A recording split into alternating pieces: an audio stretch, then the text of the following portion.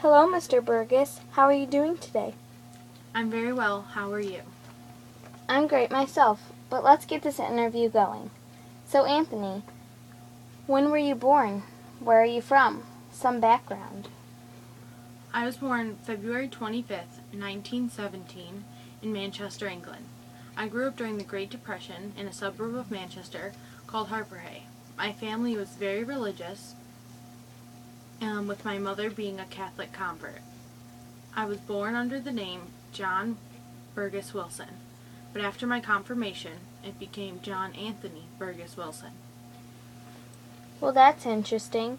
So, why did you choose just Anthony Burgess as your pen name? I chose to write under the name Anthony Burgess because John Anthony Burgess Wilson was quite a mouthful for an author. All right, how about you tell us about your book, A Clockwork Orange? What is it about? A Clockwork Orange is a novel that I wrote in 1962 where the main character, Alex, is in a gang called the Droogs with 3 other guys. Georgie, who is the second eager leader, Dim, who is the gang's muscle, and Pete, who just follows along with the group. They're very active in violent crimes, whether it be beating up old men, assaulting young women, or even drugging young children. The group gets fed up with Alex's leadership and frame him for a crime that they all committed. He ends up going to jail, where he is chosen to endure experiments to try to reverse his brain's thoughts on violent acts by making him nauseous or feel discomfort when he sees the acts. The experiment ends up working, and he is released back into the public, where he is tormented by one of his old victims until he is forced to try and commit suicide to end his suffering by jumping from a window. He ends up in the hospital, where he wakes up and is told that he will be free and released once he is healed if he just admits that the experiments cured him. He realizes that the fall from the window reverted his brain back to his old violent ways, so with a sly smile, he agrees that he was cured. Wow, what a great twist ending. What genre were you aiming for the book to fall under? I was aiming for the genre of a dystopian society, where that's kind of the opposite of a utopian society where it's perfect and ideal, whereas dystopian is horrible and terrible, so an anti-perfect world or future.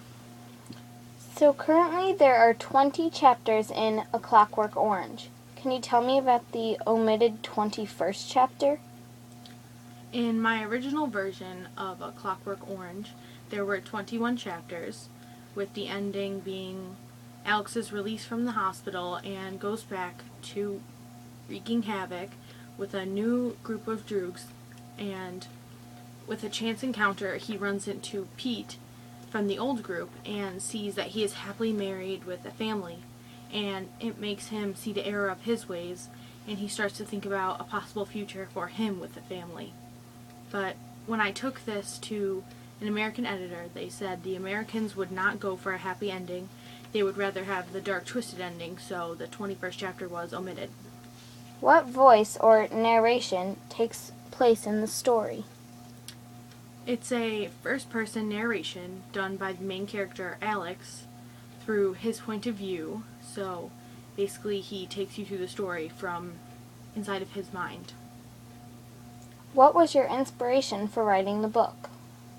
I had 2 inspirations, where the first one was, while living in England, my wife was beaten by a group of drunk American servicemen, where afterwards she had a miscarriage.